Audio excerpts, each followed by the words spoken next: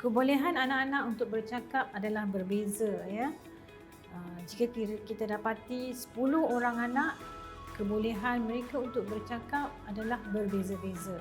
Dan sekiranya mereka dari keluarga yang sama, ibu ayah yang sama, kebolehan mereka untuk bercakap juga berbeza, ya.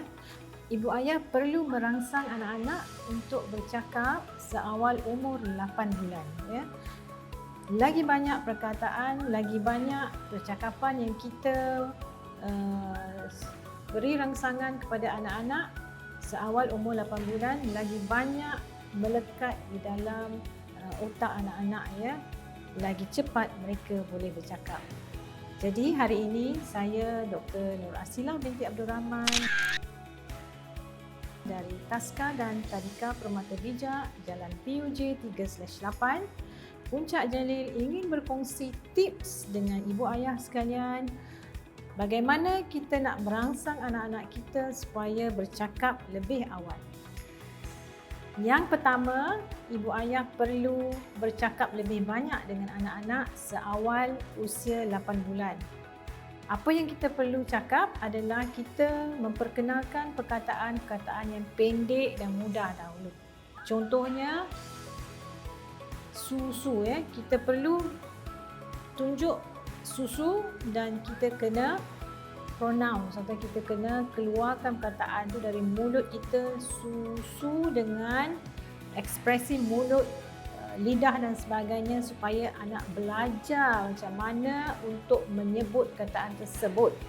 Jadi perkataan-perkataan pertama yang ibu ayah perlu perkenalkan adalah perkataan yang pendek dan mudah. Susu, bola, ya. Sudu, mudah dan pendek. Tunjukkan barang depan anak-anak, pronouns ataupun keluarkan perkataan tu dengan mulut, ekspresi mulut, supaya mereka belajar macam mana menyebutnya. Dan jangan gunakan kataan ayat, ya. Contohnya, ini bola, ini susu, not that one. Itu bukan tahap mereka lagi. Jadi yang pertama, ibu ayah perlu bercakap lebih banyak dan menggunakan kataan-kataan pendek dan mudah anak faham. Yang kedua, ibu ayah juga ada yang mengadu bahawa dia berborak banyak, bercakap banyak dengan anak, tapi anak tak juga pandai bercakap. Ya, kita boleh berborak, tapi ibu ayah perlu ingat bahawa anak memerlukan masa untuk mereka faham, ya, untuk mereka merangsang otak mereka untuk menyebut balik perkataan tersebut, ya. Apabila kita memperkenalkan perkataan kita bercakap, jangan laju, ya. Bagi masa selepas kita mengeluarkan perkataan tersebut, bagi masa untuk anak-anak cuba masukkan dalam otak mereka, cuba untuk mengulang balik apa yang kita cakap, ya. Jangan terus bercakap tanpa memberi peluang kepada anak untuk mengeluarkan balik perkataan tersebut. Bagi masa untuk anak-anak memproses informasi yang diberikan dan mengeluarkan balik perkataan tersebut. Tips yang ketiga adalah sentiasa senyum, ya, sentiasa senyum dengan anak kita, dan eye contact. Apabila bercakap, kita mestilah berada di level ataupun paras yang sama dengan mata anak kita. Jangan kita ke atas, anak kita kat bawah, ya. Jadi itu adalah kontak komunikasi yang tidak berkesan. Komunikasi yang berkesan adalah kita berada dalam aras yang sama dengan mata anak-anak. Maknanya kita kena melutut semasa kita bercakap dengan anak-anak dan sentiasa senyum, ya.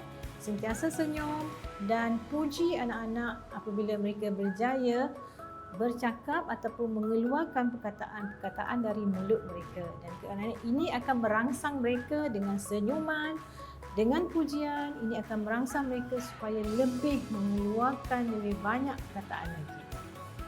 Tips yang keempat adalah menggunakan mimik muka, ya. Gunakan mimik muka, ya. Apabila kita nak memberikan perkataan yang menggambarkan emosi, contohnya terkejut, Angkat kening, ya, buka mulut, ya. Kita memberikan satu emosi, macam mana ni? Macam tu. Ataupun guna mimik muka marah. Saya marah. Macam tu, okey. Ataupun kita menggunakan mimik muka takut dan sebagainya, ya. Gunakan mimik muka supaya mereka lebih interested ataupun lebih berminat untuk mengetahui dan baca buku, ya, baca buku cerita, gunakan mimik muka, gunakan ekspresi suara bunyi, ya, contohnya bunyi. Okey.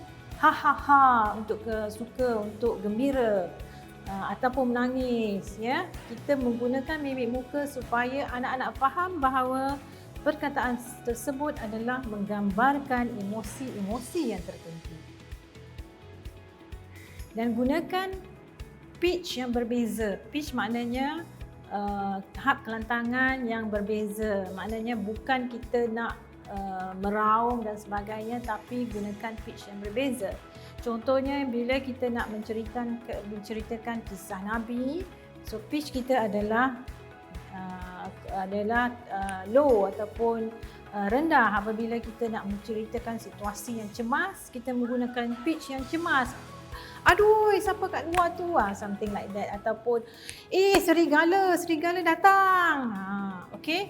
Jadi kita gunakan pitch dan irama-irama yang berbeza supaya ini akan memberikan suatu situasi yang menyeronokkan bagi anak-anak untuk belajar lebih lagi. Tips yang keenam adalah menggunakan perkataan yang betul. Jangan gunakan perkataan yang pelat. Anak kita pelat, jangan kita ikut apa yang anak kita sebut. Sentiasa menyebut perkataan yang betul. Contohnya anak kita menyebut cucu, kita terus menggunakan perkataan cucu. Nak cucu ya? Kita harus menggunakan perkataan yang betul supaya anak belajar dan mengubah bahawa apa yang disebut itu adalah tak betul. Contohnya susu, ya, kita terus saja mengajar anak kita sabar, ya. Pada satu masa nanti mereka akan mengubah perkataan mereka kepada perkataan yang betul yang kita cuba introduce atau cuba perkenalkan kepada mereka, ya. Susu, cuba terus saja dengan perkataan yang betul supaya anak tidak terus belajar benda yang salah.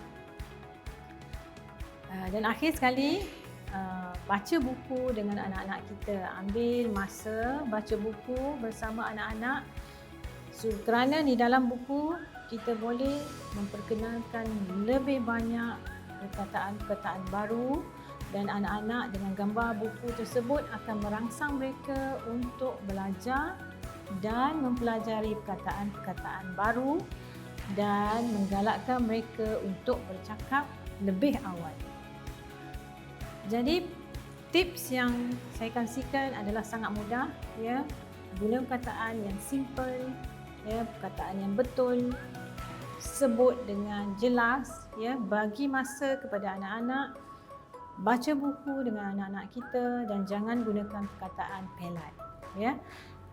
Dengan tips tersebut, ibu ayah buat hari-hari bermula daripada bayi lagi, insya-Allah dalam umur yang sepatutnya 1 tahun anak-anak boleh menyebut 1 patah perkataan, 2 tahun mereka boleh menyebut 2, 3 tahun mereka sepatutnya boleh menyebut 3 ataupun lebih.